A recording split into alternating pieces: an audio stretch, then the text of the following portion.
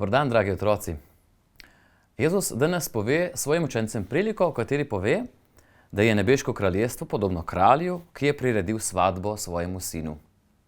Problem v tej svadbi je bil samo to, da se na to svadbo ljudje niso hoteli odzvati. Bili so doma. Na poroko niso šli. Pa saj veste, kaj to pomeni poroka. Tam je vse lepo, vse veselo, tam se nazdravlja, tam se pleše, tam se veseli. Zakaj bi kdo zavrnil kakšno tako lepo stvar, kakor je poroka, kakor je svadba? Samo, če je nekaj narobe.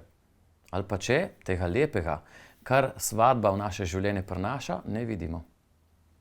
Danes nas Jezus želi spomniti, da je naše življenje svadba, da je naše življenje nekaj lepega, svetlega, dobrega.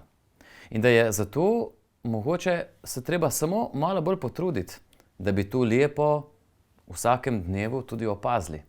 Ker veste, slabega se človek hitro naje, hitro se ga vidi, hitro se opazi. Kakšno lepo je pa ponavadi bolj skrito in tako samoumevno. Danes nam Jezus govori, da naj se spomnimo, da je naše življenje svadba, da nam je Bog poslal to življenje zato, da bi se v njem veselili. In da naj se zato malo potrudimo, da bi znali odkriti, kje je tisto lepo in sveto, ki nam ga Jezus daje vsak dan.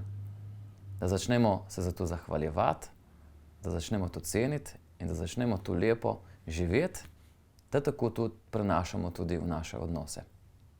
Lepo nedeljo vam želim, odkrite nekaj lepega v njej. Čin.